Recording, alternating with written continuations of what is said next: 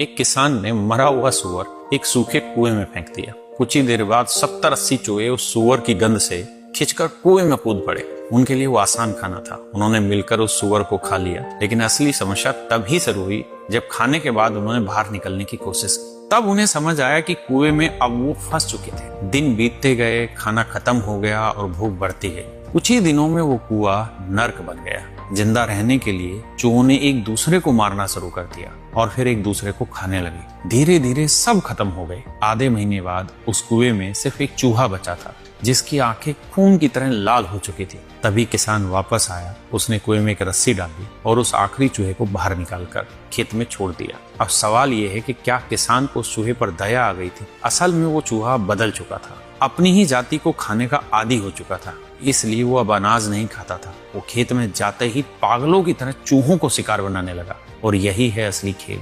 इसे कहते हैं डिवाइड ट्रैप, जहां ऊपर बैठे लोग खुद कभी नहीं लड़ते, बस ऐसा माहौल बना देते हैं जहां नीचे वाले लोग आपस में लड़कर एक दूसरे को खत्म कर देते हैं। और सच ये है, बहुत से लोग पूरी जिंदगी दूसरों को हराने में लगा देते हैं, लेकिन उन्हें कभी समझ नहीं आता कि वो खुद किसी और के खेल का हिस्सा बन चुके हैं। इसलिए किसी और के बनाए जाल में मत फंसो, और अगर कभी फंस भी जाओ तो लड़ो मत, बाहर निकलने का रास्ता ढूंढो। ये आप समझ सकते हैं मैंने किस कॉन्टेक्स्ट में बनाई। अगर आपको ये समझ आई तो आप बताइए मैं किस रेस्पेक्ट में बात कर रहा हूँ।